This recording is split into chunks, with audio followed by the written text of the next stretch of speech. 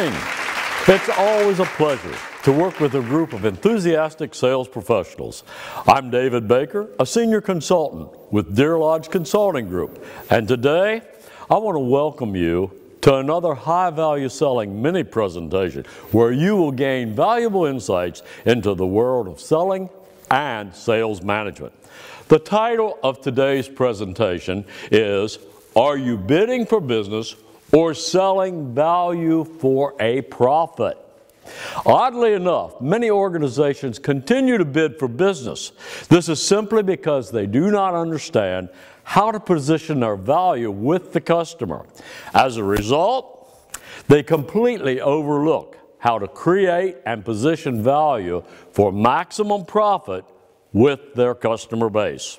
There are fundamentally only three ways of securing business. You can buy the business by constantly reducing your margins to substandard levels. This usually leads to a downward spiral in your business, your margins, and everything you do. Or two, you can provide the customer with more value for money and less risk than anyone else. However, in today's marketplace, that has to include the product and service value you provide, the business value you provide, and even the personal value. All three are required to significantly improve your margins. If you don't do this, you're automatically moving back to just bidding for business. Number three, you can become a monopolist in the eyes of your customer. You can be the only real supplier that can solve their problem. This occurs when the customer realizes that you're the only logical choice, the one who can deliver the value, the product and service at the right price, at the right value for money, and mitigate both the corporate and personal risk. When this happens, this approach leads to greater control and higher profitability for you. Several issues will impact your ability to win business and win it profitably. Your industry, the environment that you're dealing in, your past actions, your bidding process that you're faced with, and how you respond to the opportunity specifically. Most mature companies over time have developed very sophisticated bidding processes. Most of these processes are very systematic approaches which leave very little or no room for creativity and innovation. The team always talks about thinking out of the box, doing innovative things, but this really rarely ever happens. Instead, extensive bidding processes evolve, ones that are filled with tick boxes, gates, and endless reviews that may or may not add anything to your competitiveness. This process becomes the sacred cow of your business and is substituted frequently for real customer knowledge, industry knowledge, and an understanding of what's really of value to that customer. These companies seldom ever consider the possibility of winning with a positive cash flow or even an improved margin. It becomes all about how competitive can we really be, which, when you think about it, is just another way of saying, how can we cut our price to the lowest possible level and buy the business? This always leads to long-term downward spirals in the erosion of margin and fewer good opportunities secured each year. Critical to reversing this trend is to be able to see and do what your competitors do not see and do not do. You must work in a trusted relationship with your customer on the projects from their inception through their gestations. Companies that do not do this do not survive in today's marketplace. One of the most important issues is your ability to negotiate. You must be able to lead the negotiation based upon the perceived value that the customer is looking for. If you cannot lead successfully the negotiation, you will never get paid the profit you deserve. This requires a strategic view of your customer, understanding how they think, and helping them achieve both their short and long-term strategies and goals. In short, you must become an HVS business consultant to your customer. We all realize that the customer is very interested in controlling the buying process. This is especially true if they're buying a commodity or they're quite familiar with the procurement environment in which they're working. The buyer's goal is always to get everything to the lowest possible price, little or no differentiation, whereas the only differentiation is the price. Often the buyer will play one vendor off against another. This is to achieve the maximum level of competition in the procurement and produce the lowest possible price with the best ever terms. When we look at a competitive bidding process, such as used in government, we often see very, very strong guidelines as to what is acceptable and what is not acceptable. These guidelines become even more rigid as the process moves forward. In most procurements of this nature, the expected winner is determined before the ITT or the RFP is ever issued. However, the procurement team will never acknowledge this to you. Your goal is to always win with a strong margin, the best possible margin. Therefore, you must rely on your relationship with the customer and a very, very strong, unique value proposition. This requires early on involvement with the customer in the development of your value propositions. And in doing so, you also need to be assisting the customer in their development of the solicitation. Some organizations are very hesitant to get involved at this level with a customer, and some are not. The organizations that do not get involved early on with the customer, and especially in the development of the value propositions and the solicitations, are always subject to lower margins and lower hit rates than those that do. Realizing this, there are three fundamental ways of improving your probability of winning with higher than normal margins. They all include better customer knowledge, closer relationships with your customer, and early on involvement with the customer. 1, pre-bid involvement. Very important because it allows you to be instrumental in the development of the buying criteria that reflects well on your capabilities and disadvantages your competitors. Here is where uniqueness and differentiation really begins in the selling process. Number 2, often bids are won or lost depending on your understanding of the buying process and how to use it to your advantage. Sophisticated selling organizations often modify the buying processes with their customers to ensure strong competitive positioning. Some of the simplest ways of doing this include very short bid turnaround responses, points for previous experience in a given area, and also geographic and social considerations. Pre-evaluation testing of both your quality and your price with the customer can yield strong competitive advantage. Number 3, your ability to innovate and develop a unique value proposition during the sales cycle, especially early on in the sales cycle, will yield very big dividends for you. The value proposition, along with an extremely well-crafted executive summary, will often position you to win very early on in the bidding process. There are very few bid teams, bid directors, and even sales executives who truly understand and know how to leverage value with their customers in order to win.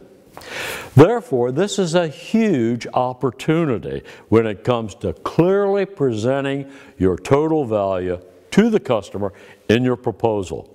This can be, and often is, a real game changer.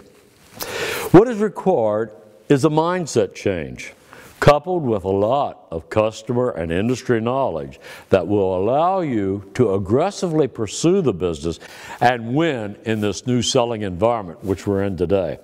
It is only when we change the hearts and the minds of our customer will they change the acquisition process to favor us? Now, let us take a look at the application of customer knowledge, innovativeness, and creativity as it relates to the bidding process and your ability to consistently win.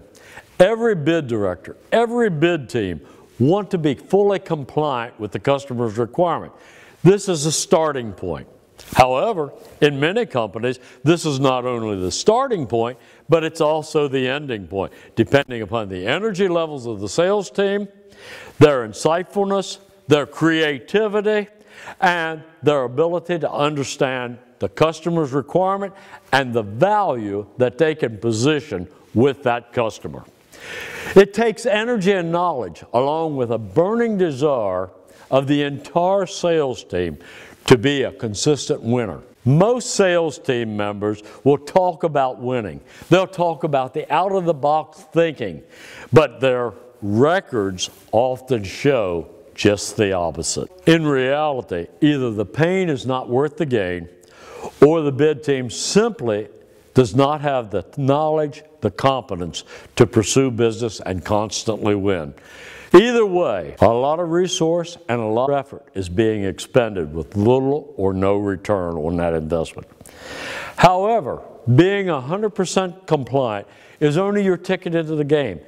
It seldom ever ensures a win.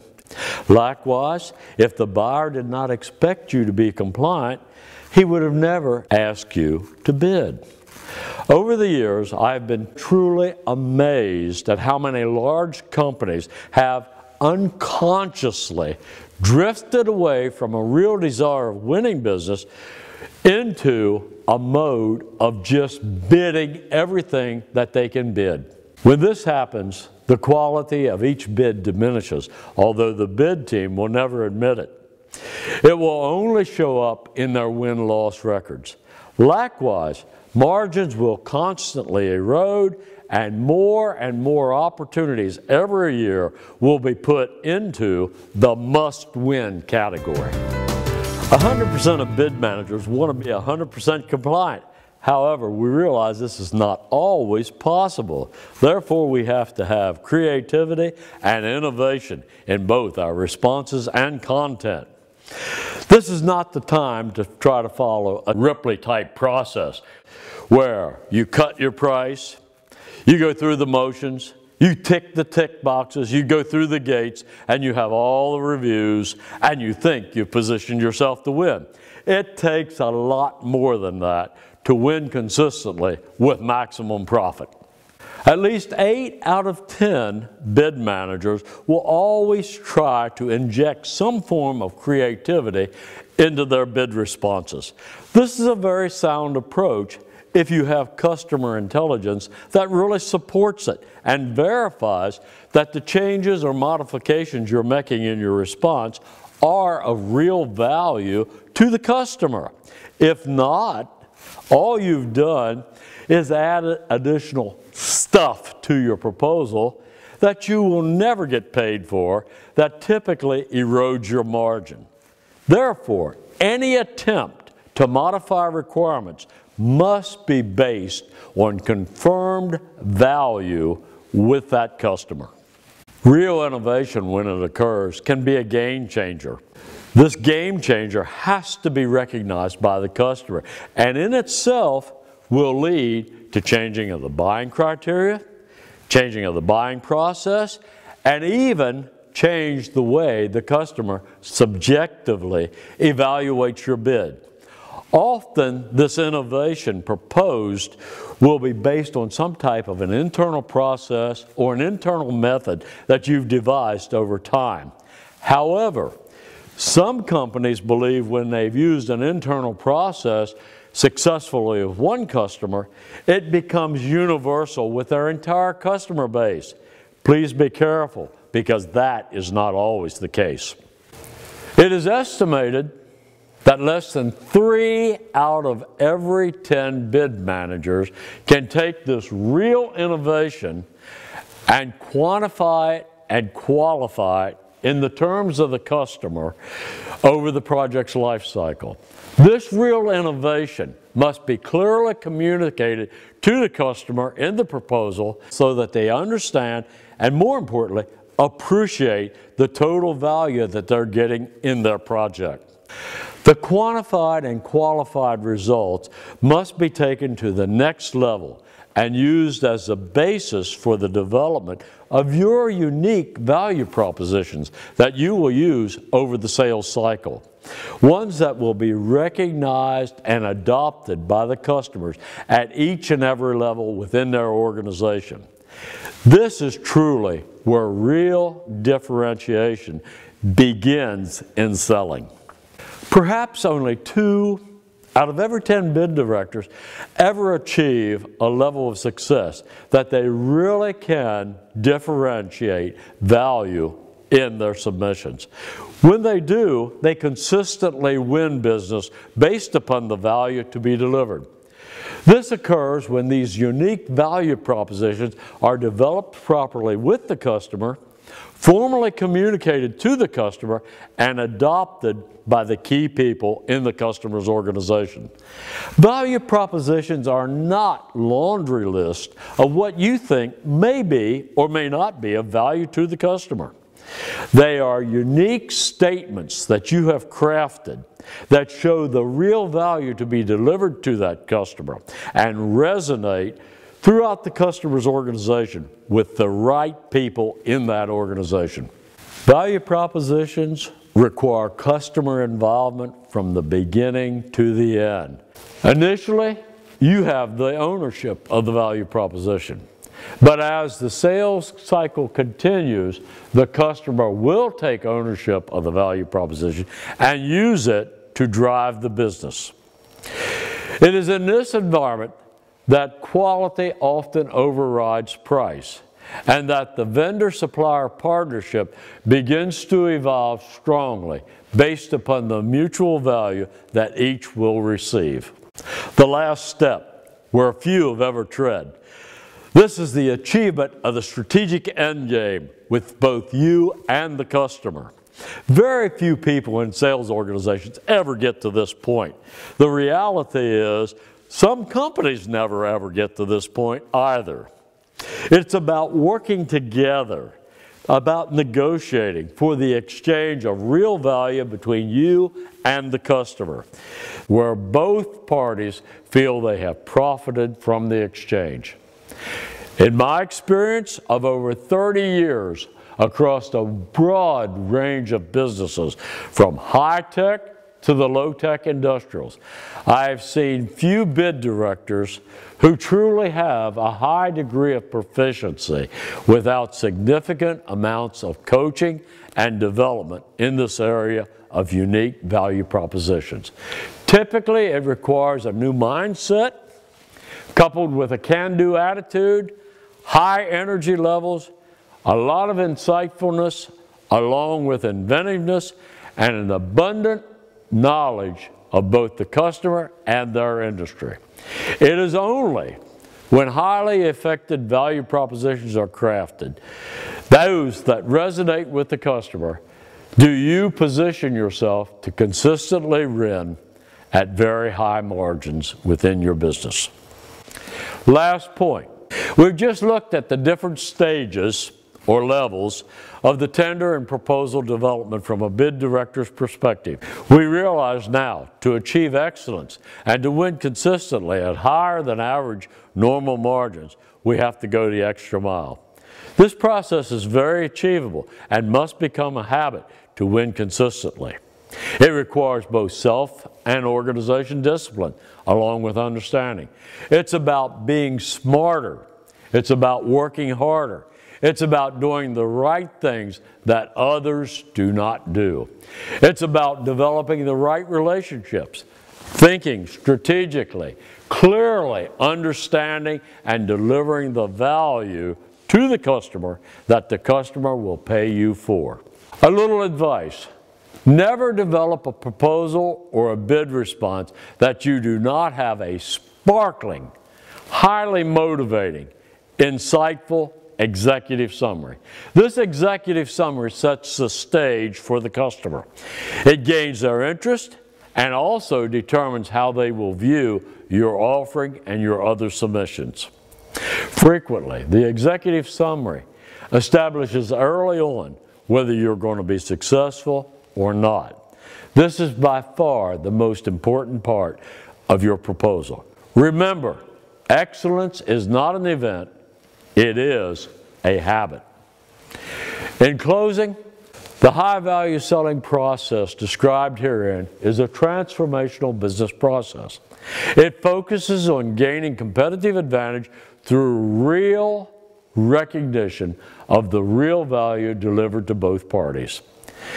This can only be accomplished when the customer and supplier work together in a trusted environment from the inception of a project through its gestation. It is here that you draw out the total value that can be delivered in the opportunity. This not only includes the short-term and long-term tangible and intangible value, but it also includes the risks that are associated with getting that value. Widely speaking, there are the risks to the organization and to the individuals within those organizations. Both are equally important and must be addressed and adequately addressed for you to receive the margins you deserve.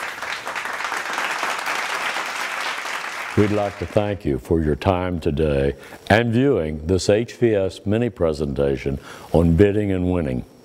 We trust that it has been very helpful to you, and should you like to learn more about Deer Lodge or the HVS process, please feel free to contact us or one of our affiliates. I'm sure you'll be glad you did. Thank you again, and God bless.